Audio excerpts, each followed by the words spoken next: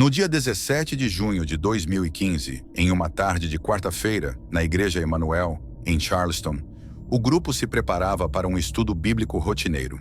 Dylan Roof, um jovem de 21 anos, entrou no local. O ambiente era de paz, mas a presença dele logo viraria o ponto de ruptura. E foi assim que começou um dos massacres mais impactantes daquela comunidade. Dylan Storm Roof nasceu em 3 de abril de 1994, na Carolina do Sul, Estados Unidos. Seu pai, Franklin Bennett Roof, trabalhava com carpintaria e construção civil. Sua mãe, Amelia Cowles, era bartender. O relacionamento dos dois era instável desde o início. Eles se separaram ainda durante a gravidez, reataram antes do nascimento e, poucos anos depois, se divorciaram novamente. A infância de Dylan foi marcada por idas e vindas entre a casa do pai e da mãe, novos relacionamentos e mudanças constantes. Ao longo dos primeiros anos de vida, passou por pelo menos 7 escolas diferentes. Era descrito como um garoto quieto, educado e extremamente reservado. Não iniciava conversas e raramente demonstrava emoções intensas. Quando alguém se aproximava, respondia normalmente, mas não mantinha amizades por muito tempo. Desde cedo apresentava comportamentos obsessivos, como lavar as mãos repetidamente e utilizar álcool em gel em excesso, o que chamava a atenção de colegas. Mesmo assim, não há registros formais de bullying severo. Em 2005, o pai conseguiu a guarda integral. Durante aproximadamente 3 anos, Dylan ficou fora da escola por motivos que não ficaram totalmente esclarecidos. Nesse período, o pai passou por outro divórcio conturbado, com acusações de traição e episódios de agressão no relacionamento.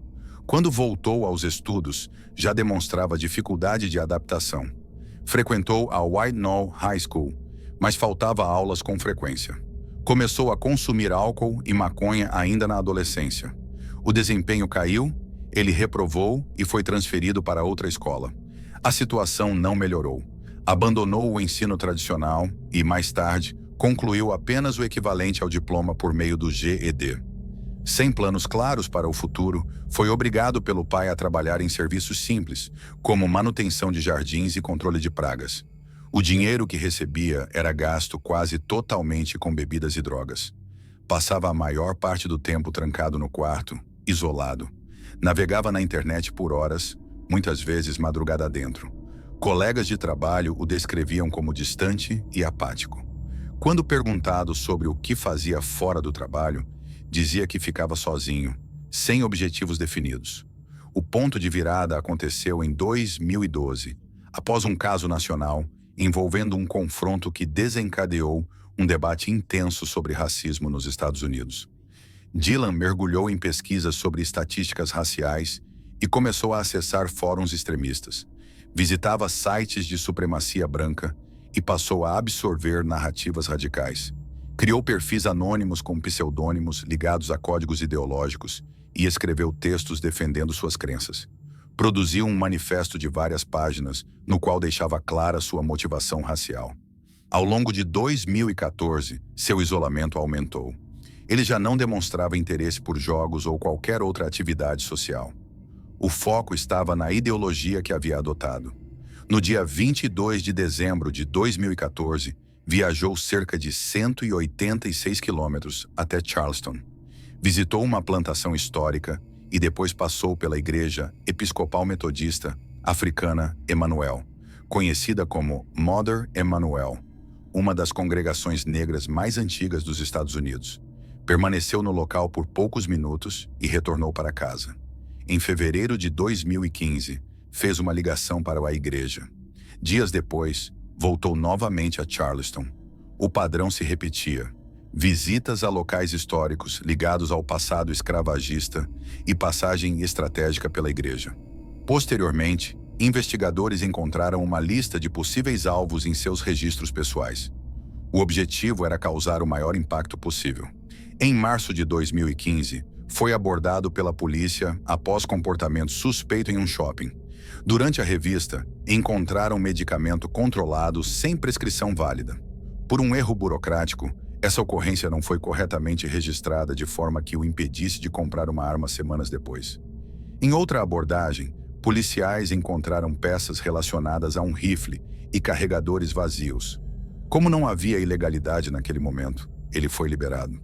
Em 11 de abril de 2015, após receber dinheiro de aniversário do pai, Dylan comprou legalmente uma pistola Glock calibre .45. Pela lei federal, o FBI tinha 3 dias para bloquear a venda caso houvesse restrição. Como o registro anterior não apareceu corretamente no sistema, a compra foi autorizada. Ele retornou dias depois para retirar a arma. Nos meses seguintes, intensificou as viagens a Charleston. Em paralelo, comentou com um conhecido sobre a ideia de realizar um massacre. Inicialmente mencionou uma universidade, depois revelou que o alvo seria uma igreja. O alerta não foi levado às autoridades. No dia 17 de junho de 2015, quarta-feira, membros da Igreja Emanuel se reuniam para o estudo bíblico semanal. Entre os presentes estavam líderes e frequentadores antigos da congregação. Um Hyundai Elantra preto estacionou próximo à entrada. Dylan desceu do veículo, vestindo roupas simples e carregando discretamente sua pistola e munições. Entrou como visitante e foi recebido com cordialidade. Sentou-se e participou da reunião por cerca de 1 hora. Quando todos fecharam os olhos para uma oração, ele se levantou, sacou a arma e começou a disparar. O ataque foi rápido e direcionado. Pessoas tentaram se esconder sob mesas, outras tentaram dialogar. Os disparos continuaram até que a munição se esgotasse. Ao todo, 9 pessoas morreram e uma ficou ferida. Após o ataque, Dylan deixou a igreja, entrou no carro e fugiu. A imagem do suspeito foi rapidamente divulgada pelas autoridades. O Hyundai Elantra foi identificado. Na manhã seguinte, cerca de 394 quilômetros de distância, policiais localizaram o veículo e realizaram a abordagem.